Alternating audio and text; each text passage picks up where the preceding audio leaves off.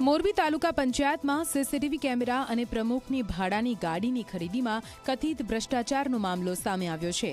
તાલુકા પંચાયતમાં લગાવવામાં આવેલા સીસીટીવી કેમેરાની ખરીદી government e market place GEM મારફતે કરાઈ અને બજાર કિંમત કરતાં 4 ગણી વધુ કિંમત ચૂકવવામાં આવી હોવાનો આક્ષેપ છે।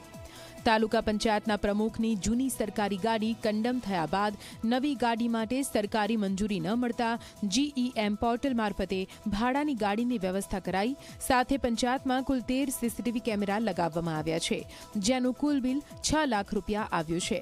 જો કે બંને ખરીદી સરકારના નિયમો અને ધારાધોરણ અનુસાર કરાઈ હોવાનું રટણ થઈ રહ્યું છે। हाई रेज्युलेशन वाला कैमरा है, नाइट विजन वाला कैमरा है और साउंड साथेना कैमरा है कि जे नाइट विजन है एटले राते पण देखाय छे अने ई 13 कैमरा हाल नाखवामां आवेला छे अने लोवेस्ट भाव जे एजन्सी ने मळेलो छे एने अमे वर्क ऑर्डर आपी अने कार्यवाही करेली छे।